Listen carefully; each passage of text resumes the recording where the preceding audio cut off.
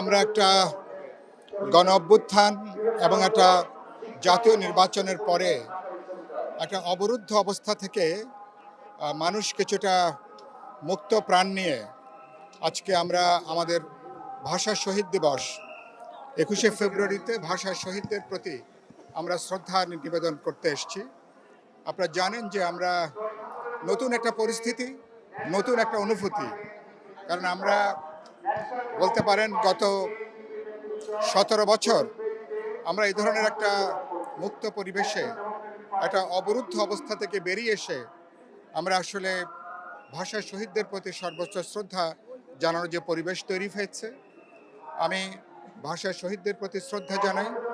আমাদের 24-এর গণঅভ্যুত্থানের বীর শহীদ, তাদের প্রতি অপার শ্রদ্ধা জানাই। তাদের বার্তাটা হচ্ছে আপনি জানেন যে ভাষার লড়াই, যেটা পরবর্তীকালে আমাদের জাতিসত্তার তাদের আত্মনিয়ন্ত্রণ অধিকার থেকে স্বাধীনতার লড়াই পর্যবসিত হয়। সেই লড়াইটা ছিল একটা বৈষম্যহীন, মানবিক এবং একটা দায়বদ্ধ রাষ্ট্র সমাজ সংবিধান তৈরি হবে।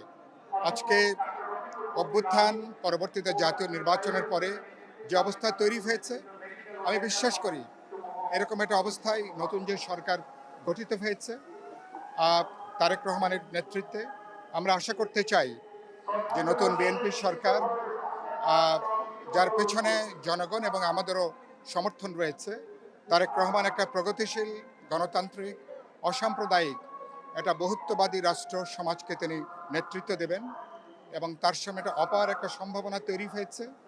17 বছর ধরে আমাদের যে অবরুদ্ধ আমাদের আবেগ ছিল, আকাঙ্ক্ষা ছিল, এবার সেটাকে বাস্তবায়ন করবার জন্য একটা সুযোগ তৈরি হয়েছে।